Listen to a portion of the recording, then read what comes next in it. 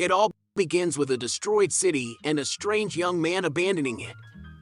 Walking through some cold mountains, he ends up approaching a destroyed castle. Then we see a flashback, where he was the cause of its destruction. He knocks on the door and they let him pass. There was the Demon King and his generals. He advances without fear and then reveals his identity.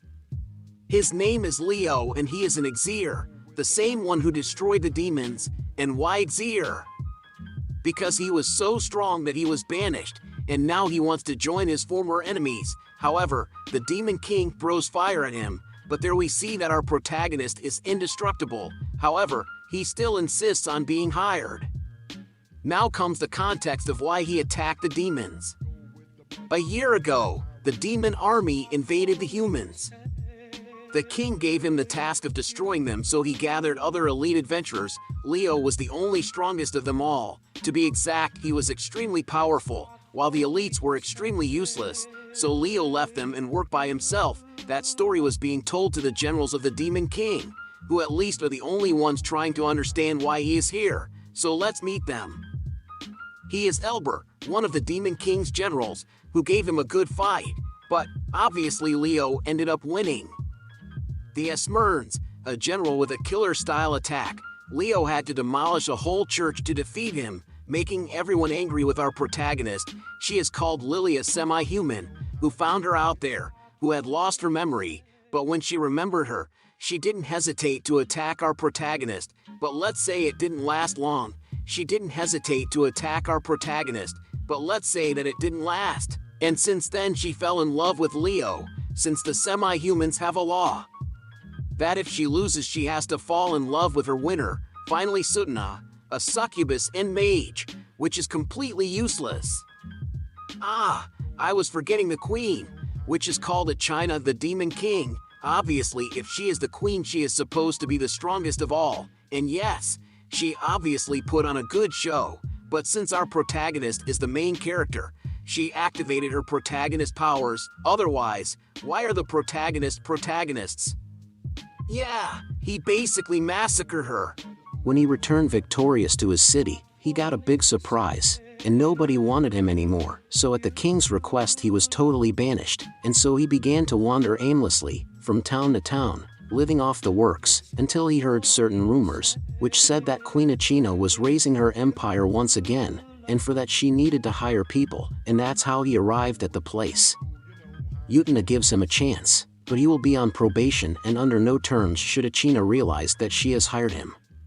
Night comes and Leo is still wondering about Echina's intentions, since a year ago in the invasion, she was the one who made her army not to kill any civilians. It is logical that she is hiding something. The next day, Leo is anxious to start his first day, so he breaks into Yuuyame's room, and we see some very succulent scenes. Is it me, or does she look more beautiful without makeup? After entering without permission she starts bombarding him with ice magic, and there we know the main task of our beloved Yuuyame, which is to do everything, so Leo transforms into a dark soldier, to avoid being discovered by the queen and start wandering around the castle helping his Yuuyame and delegating tasks to other demons, although there are also times when our protagonist is a total bum and doesn't even want to work, but he still keeps on working, and as a reward, he wants to claim a kiss from his Yuuyame. However, she sends him flying. Leo's second day in the demonic forces, and his job now is to move a lot of food from the castle through a magical portal, although his main task itself is to keep an eye on Lily, who always does everything wrong, so our protagonist pretends to be near death from a snake bite, and that the only way to save himself is to make Lily do all the right things. We see that Lily can also transform into a wolf and starts to learn how to work as a team, and that's how they move all the merchandise from the castle. And now they move all the merchandise from the castle to the castle. Now Leo, hold on to your legs, because Queen Echina is waiting for you in her office and I don't want you to screw up. Yes, basically that's what I tell her Yuuyame. So Leo introduces himself as the Black Knight Ionix. He enters and the queen receives him very kindly, more than kindly, very excited. They share a dinner, until the queen wants him to take off his helmet, so Leo changes his appearance to hers from the past. Echina doesn't notice and continues with her dinner. Leo tries to get her drunk to escape, however, the alcohol has no effect on the queen and they were there all afternoon. Leo takes the opportunity to get information to understand why a year ago she invaded the humans. She says she was looking for the Philosopher's Stone, a magical artifact capable of thriving in the land where it is found, adding plants and food. And that's why he loves her, since his people suffer a lot. That same night Vernice was very discouraged, since he is terrible at socializing, so Leo will help him and teach him everything necessary to make him happy again.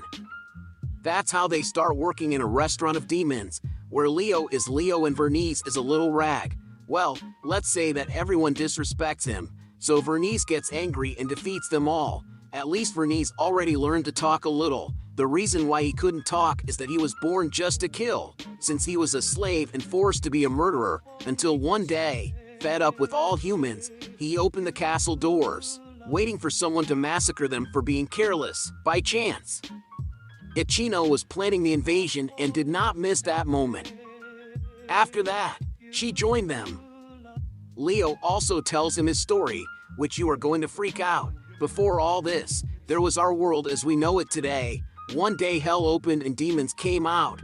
A world war was made against the demons, but that was not enough, so they created 12 powerful weapons, of which all died, except one, our protagonist, who was dedicated to kill and as time progressed. Because of the war we were actually going down in evolution, reaching the Stone Age again.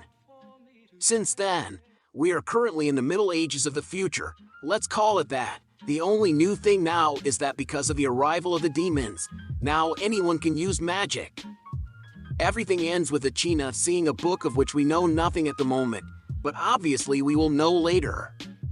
This is how part 1 of this video ends. If you would like to see part 2, subscribe and activate the little bell. I will be uploading part 2 when the anime ends, as it is currently in broadcast.